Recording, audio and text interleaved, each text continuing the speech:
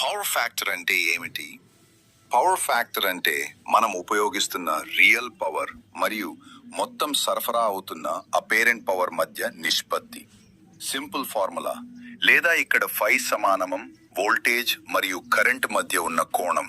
Real life example, ఒక motor 10 kVA తీసుకుంటుందనుకోండి.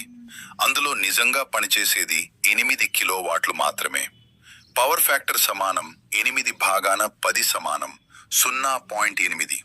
Power types explained. 1. Real power కిలోవాట్లు, అసలు పనిచేసే పవర్. 2.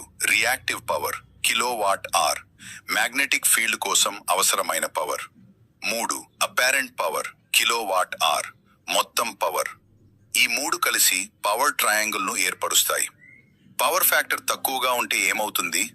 కరెంట్ ఎక్కువగా ప్రవహిస్తుంది, వైర్లు వేడెక్కుతాయి, ట్రాన్స్ఫార్మర్లో లాసెస్ పెరుగుతాయి, ఎలక్ట్రిసిటీ బిల్లు పెరుగుతుంది.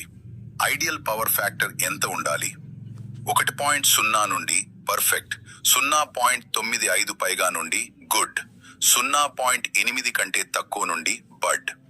ఇండస్ట్రీల్లో సాధారణంగా 0.95 మెయింటైన్ చేయాలి. పవర్ ఫ్యాక్టర్ అంటే ఏమిటి?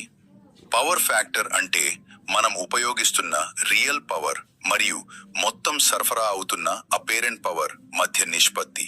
సింపుల్ ఫార్ములా, లేదా ఇక్కడ ఫై సమానం వోల్టేజ్ మరియు కరెంట్